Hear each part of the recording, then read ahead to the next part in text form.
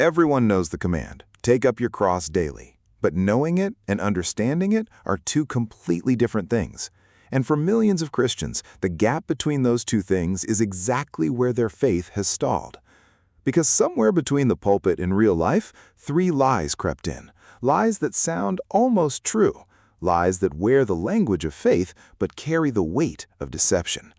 And if you have been living under even one of them, it explains why following Jesus has felt either impossibly heavy or strangely empty. This is not a message about trying harder. This is about thinking correctly. Because the truth, when you finally see it, does not just inform you, it frees you.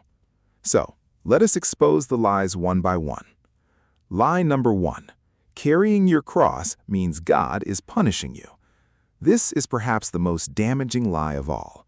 Something goes wrong, a relationship breaks, a door closes, a season stretches on longer than you can explain, and quietly the thought forms, maybe God is angry with me.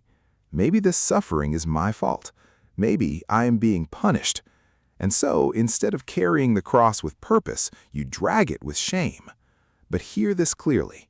The cross was never an instrument of punishment for the believer. It is an instrument of transformation. Romans 8:28 does not say all things feel good. It says all things work together for good, for those who love God and are called according to His purpose. The operative word is work. God is working something in the suffering, not executing a sentence against you. Jesus carried His cross not because the Father hated Him. He carried it because the Father had a plan that required it. The same is true for you. The weight you are carrying right now is not a verdict, it is a process. Stop confusing the workshop for a courtroom. God is not punishing you, He is preparing you. Lie number 2. Carrying your cross is a one-time decision. There are Christians who remember the day they surrendered everything. The altar moment, the prayer, the tears, the genuine, real encounter with God. And they believe that because it happened once, it is settled forever. But Jesus said something that quietly dismantles that thinking. Luke 9:23. Daily. He did not say, take up your cross once and coast. He said, daily. Every morning the flesh wakes up with its own agenda. Every day the world offers you 100 small exits from obedience.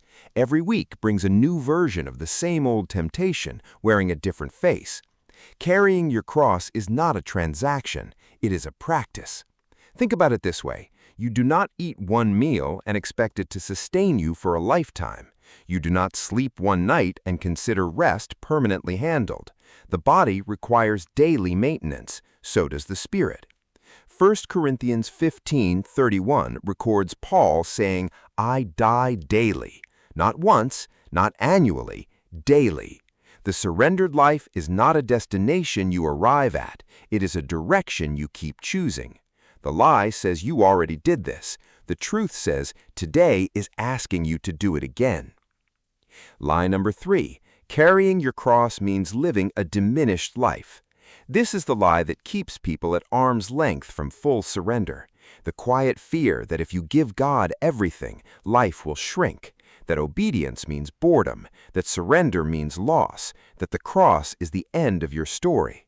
And so people hold something back. They follow Jesus, but only so far. They trust God, but only with the parts that feel safe. But look at what Jesus actually said in the very next verse after commanding the cross. Luke 9:24. For whoever wants to save their life will lose it, but whoever loses their life for me will save it. The cross is not the death of your life. It is the death of the wrong version of it.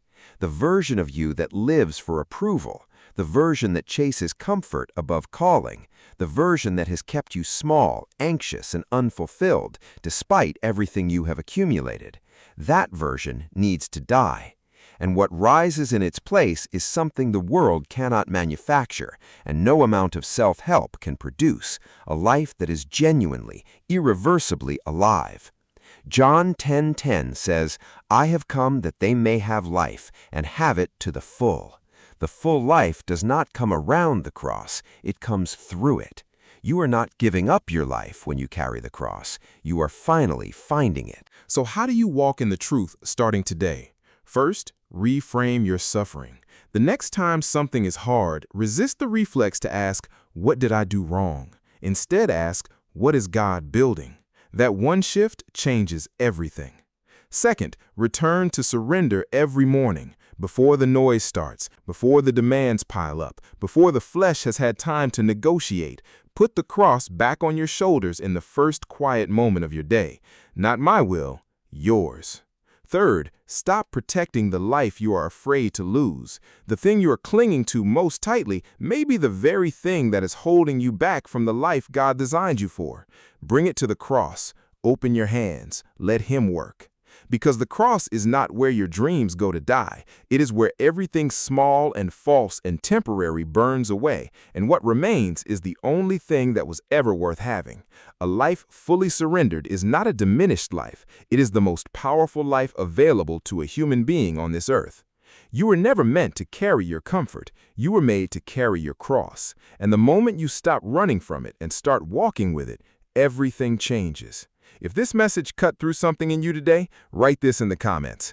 I choose the cross over comfort. Today, I trust the process. Let that be your declaration. And if you want more messages built on the Word of God and nothing else, subscribe to the channel, because everything here is built to take you deeper, not just make you feel better.